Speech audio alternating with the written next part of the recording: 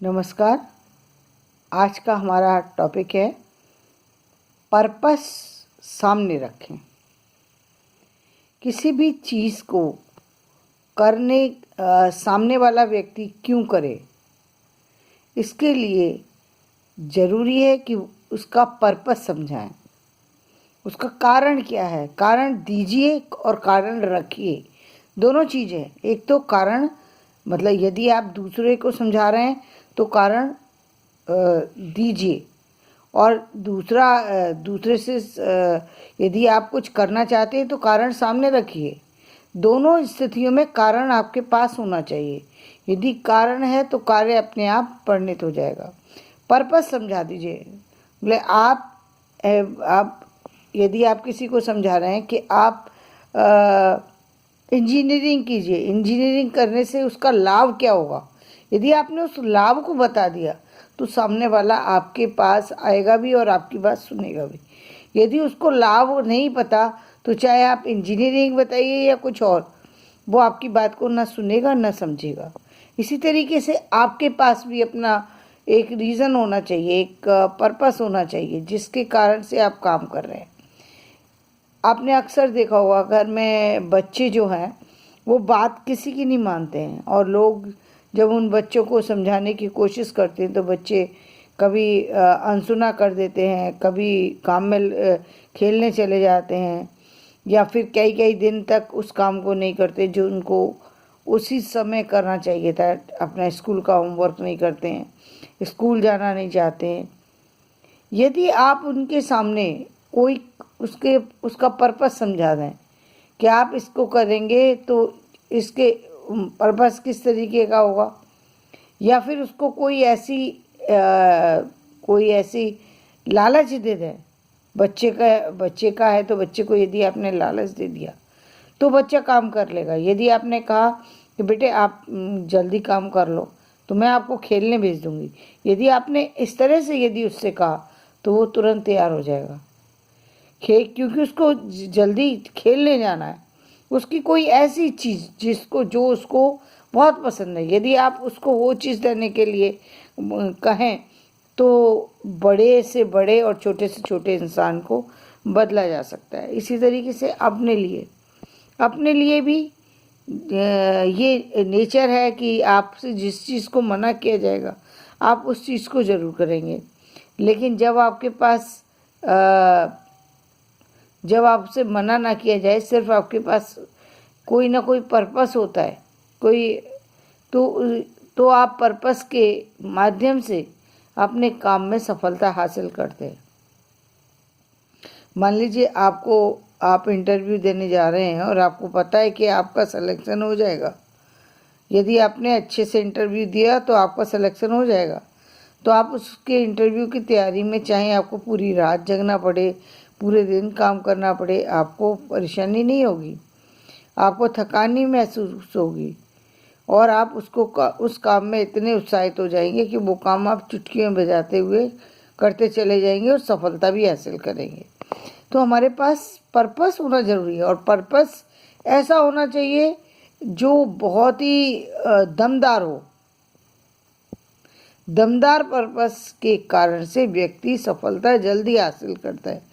जैसे मान लीजिए कि कभी आपने देखा होगा कि लोग कहते हैं कि हमने छोटा सा एक उसको दे दिया जाता है कि यदि उसे किसी व्यक्ति को कहा जाए आज यदि आप काम करेंगे तो आपको 50,000 रुपये मिलेंगे, व्यक्ति अपने किसी भी काम को छोड़ेगा, थकान को छोड़ेगा, वो तुरंत जाकर के काम कर लेगा, क्योंकि 50,000 रुपये का एक लोभ उसके मन के अंदर है।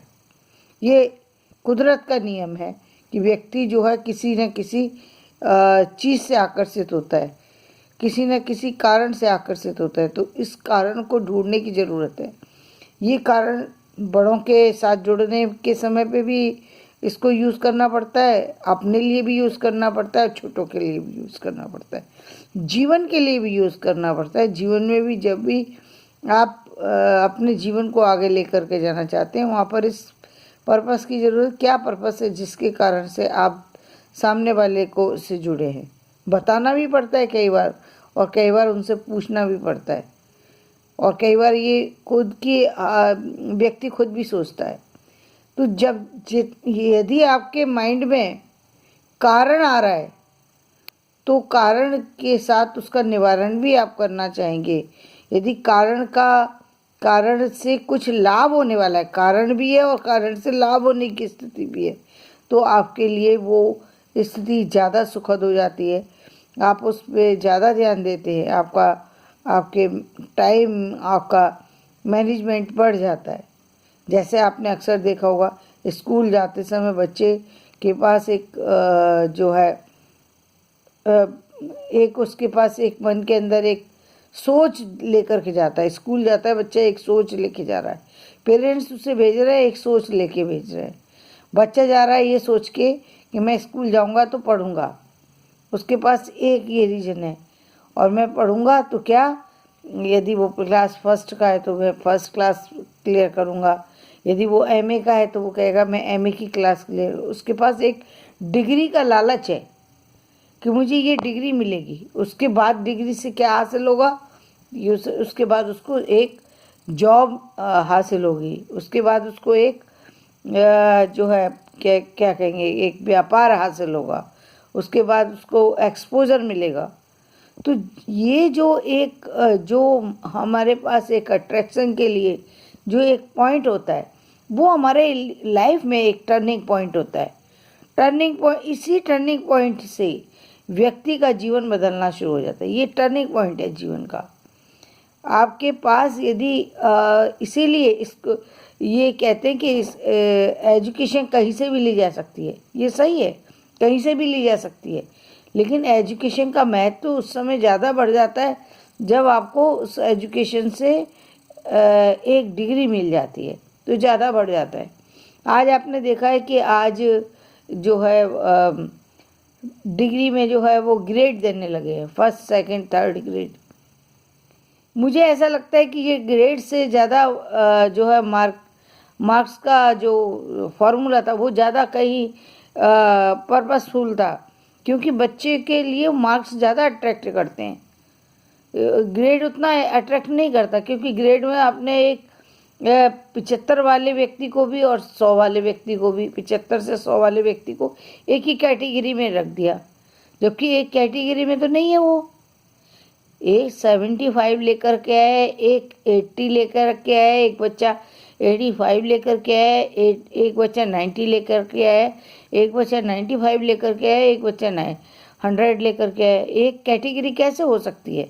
ये तो सारी कैटेगरी बदल गई। मैं तो कहती हूँ एक नंबर से भी बदल गई। सीधी सी बात है, बच्चे ने मेहनत ज़्यादा की इसलिए उसको ज़्यादा मार्क्स मिले, लेकिन जो ग्रेड सिस्टम है उसमें वो क्लियर नहीं हो पाती। इससे बच्चे के अंदर कहीं ना कहीं जो इंटेलिजेंट बच्चे, हालांकि जो इंटेलिजेंट है वो सब में इंटेलिजेंट, लेकिन एक बच्चे ने कुछ ज़्यादा मेहनत की थी, एक ने मेहनत तो की थोड़ी कम की। इंटेलिजेंट वो सभी है, 75 से 100 लाने वाले इंटेलिजेंट सब हैं, लेकिन कहीं ना कहीं जिसने 100 मार्क्स लिए हैं इसका मतलब उसने कहीं ना कहीं ज़्यादा एफर्ट्स लगाए हैं, तो ज़्यादा एफर्ट्स वाले को ज़्यादा अंक मिलना चाहिए। अब इसमें ऐसी कौन सी बात है? लेकिन ये इससे सिर्फ एक चीज़ होती है कि बच्चे के माइंड में एक अच्छी सोच डेवलप होती है। अभी जो हो रहा है उसमें ग्रेड मिल रहे हैं, उसमें बच्चे को ऐसा कहीं ना कहीं उतनी खुशी नहीं महसूस होती, क्योंकि उसको लगता है 75 वाले को भी उतना ही मिल रहा है, मुझे भी उतना ही मिल रहा है। हाँ, बेशक ये सही है कि जब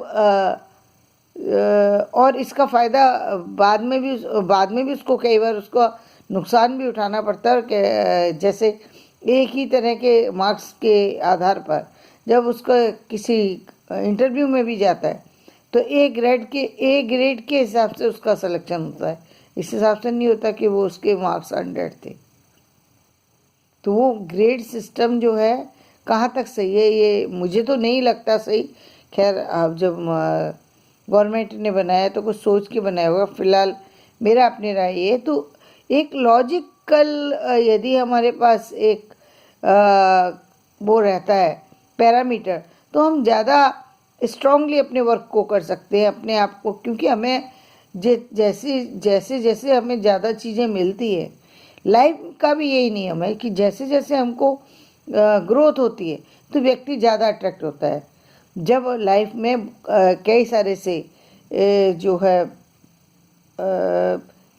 कई सारी सी जो है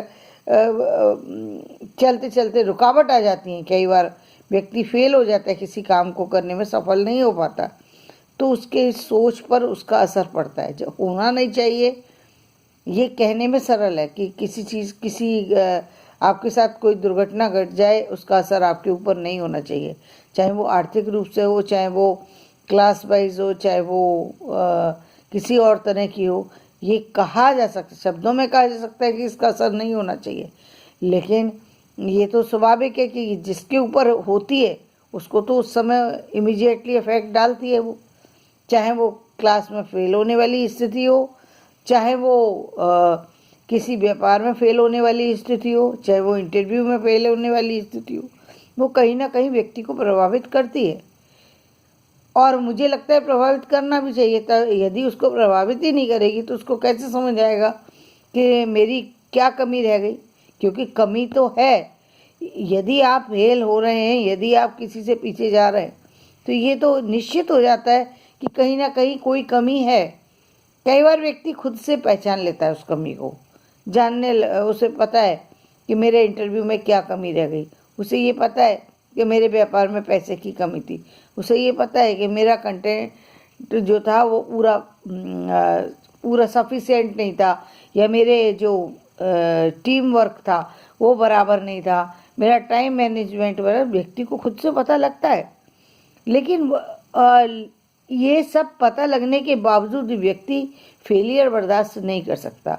उसकी जगह यदि उसको प्रशंसा मिलने लगती है, आपने देखा होगा ऐसे ऐसे बच्चे और ऐसे ऐसे लोग हैं जो बहुत कमज़ोर थे, बहुत वीक थे, लेकिन छोटी छोटी सफलता मिली उनको, और छोटी सफलता के बाद शाबाशी जो मिलती है उससे बच्चे के उत्साह में, बड़ों के उत्साह में भी उसके विश्वास में जो है विकास होता चला जाता है। हालांकि ये जो स्ट्रॉन्ग बच्चे होते हैं, जो स्ट्रॉन्ग लोग होते हैं, या फिर जो स्ट्रॉन्ग पेरेंट्स होते हैं, वो बच्चे की सोच में ये डालते हैं कि यदि कोई ऐसी बात है तो कोई बात नहीं, यदि तुम क्लास में फेल हो गए तो अब दोबारा से मेहनत करो, ज़्यादा मेहनत करो और सफलता लेकर के आओ। लेकिन जो पेरेंट्स अपने बच्चों को इस तरह से नहीं समझा पाते, उनके ऊपर इस चीज़ का बहुत बैड इफेक्ट पड़ता है। इसी तरीके से और इसीलिए बड़े बड़े जीवन में जब बड़े बड़े फेलियर आते हैं वो उसको झेल नहीं पाता।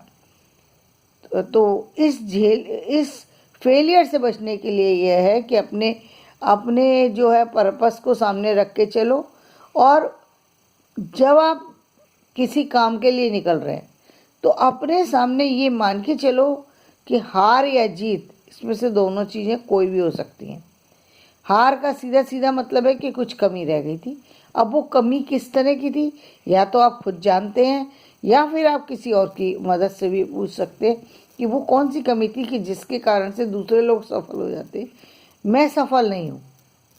वो कई तरह की चीज़ें हैं, केवल ये एक ही तरह की चीज़ नहीं है कि आपकी एजुकेशन पूरी नहीं है, केवल यही नहीं है, और बहुत सारी सी चीज़ें हैं जो उससे जुड़ती हैं।